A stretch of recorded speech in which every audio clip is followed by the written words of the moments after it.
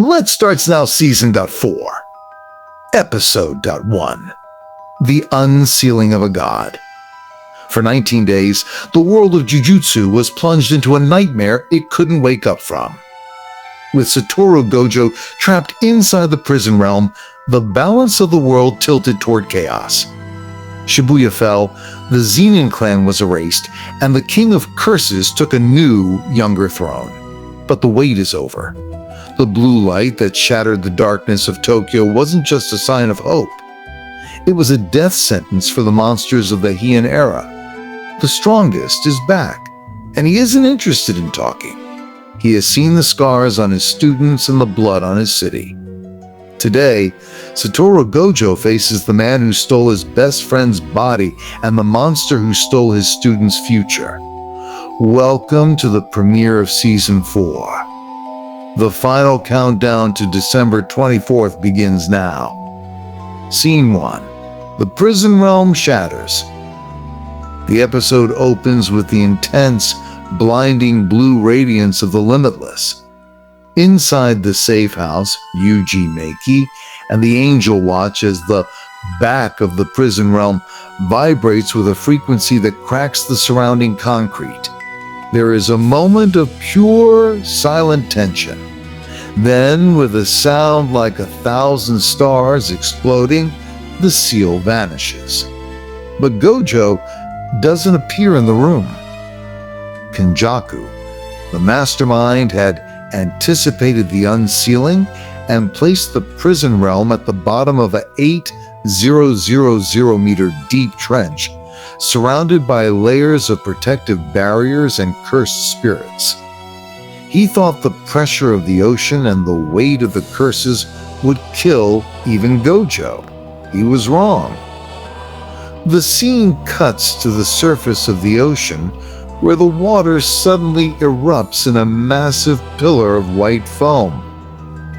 Satoru Gojo emerges, floating effortlessly in the air, his blindfold gone and his 6 eyes glowing with an intensity that threatens to burn the very atmosphere. He doesn't look relieved. He looks like a storm waiting to break. Scene 2. The first confrontation. Within seconds of his release, Gojo teleports directly to Kenjaku's location. The mastermind is standing with Sukuna in Megumi's body and Yuram.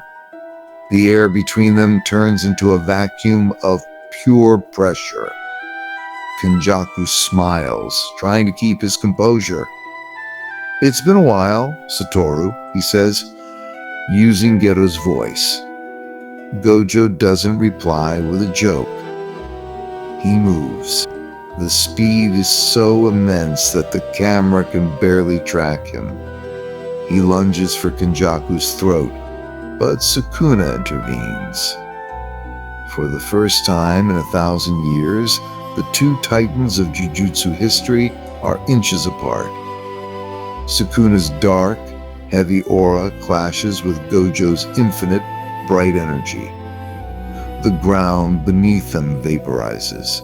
Sukuna mocks Gojo, reminding him that he is now using the body of his precious student, Megumi Fushiguro. Gojo's expression doesn't waver. "I'll deal with you later," Gojo says, his voice a cold blade. "I have some things to settle with the thing inside Suguru first."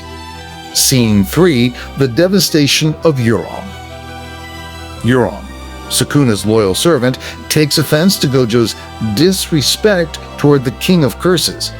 She steps forward, activating her Frost Calm to freeze Gojo where he stands. A massive wave of absolute zero ice rushes toward him. Gojo doesn't even look at her. He simply raises a finger. Blue.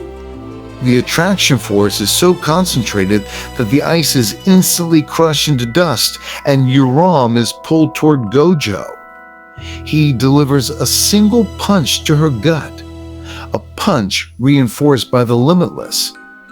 The impact is so powerful that it creates a shockwave that levels the nearby forest. Yuram is sent flying, Her internal organs shattered and she collapses, coughing up blood. Sukuna watches, his eyes narrowing. He realizes that Gojo isn't just back. He is more dangerous than ever because he no longer has anything to hold back for. Scene 4, setting the date December 24th. Kenjaku realizes that a fight right now would be premature. He still needs to finalize the merger with Tenjin, and Sukuna needs more time to fully submerge Megumi's soul. He proposes a truce. 2 tigers in 1 cage will only destroy the world before the ritual is done, Kenjaku says. Gojo looks at the calendar. He thinks of Geto, who died on December 24th during the night parade of 100 demons. He thinks of the tragedy that began that day and decides it is the only fitting day for it to end. December 24th, Gojo declares. Christmas Eve. That's when we'll finish this. I have some things to do, and you clearly have some souls to crush. Sukuna agrees, a wide, terrifying grin spreading across his face. He is eager to test the 10 shadows against the 6 eyes. The truce of the strongest is signed in the air with killing intent. Scene 5. The reunion with the students. Gojo teleports back to the high school. The reunion with his students. Yuji, Meiki, Yuta, and the others. Is not the joyful occasion it should have been? Gojo walks through the halls, seeing the empty chairs of Nobara and Nanami. He sees the missing limbs of his colleagues and the hardened, trauma-filled eyes of his pupils. He finds Yuta Akatsu and Shoko Ieri waiting for him. Shoko, the only other survivor of their high school trio, looks at him with a mixture of sadness and relief. You're late, Satoru, she says, lighting a cigarette. Gojo apologizes, but Shoko stops him. Don't apologize. Just win. Gojo looks at his hands, the power of infinity humming in his veins. He realizes that, for the first time in his life, he isn't fighting to protect a system or a school. He is fighting for the survival of the human soul. Scene 6. The last preparation. The episode concludes with a montage of the preparations. We see Yuta and Meiki training harder than ever. We see Yuji eating the remaining cursed wombs to gain the power of his brothers, his body beginning to change. We see Hakari and Kashimo making their final bets. But the final shot is of Satoru Gojo standing on the roof of the tallest skyscraper in Tokyo, looking at the moon. He is wearing a new traditional combat outfit. He looks up and sees the silhouette of a massive bird, new, controlled by Sukuna, flying over the city. The narrator's voice returns, deep and ominous. The strongest sorcerer in history and the strongest sorcerer of today. In 30 days, one will become a legend and the other will become a memory. The stage is set.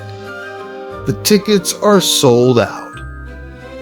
And the god of death is the only referee. The final suspense. The king and the god have set the date. The training month. How will Yuji and the others level up in just 30 days to support Gojo in the final battle? Sukuna's true power. Now that Sukuna has Megumi's body and the 10 shadows, what new horrors has he mastered? Gojo's plan. Does Gojo have a secret technique he hasn't shown, or is he relying on raw power to kill the king? If you're hyped for the greatest fight in anime history, smash that like button and subscribe. Season 4 has officially begun. Press the bell icon for episode 2, where the showdown in Shinjuku kicks off with a 200% hollow purple. Who are you rooting for? Team Gojo or Team Sukuna? Let us know in the comments. End of episode 1.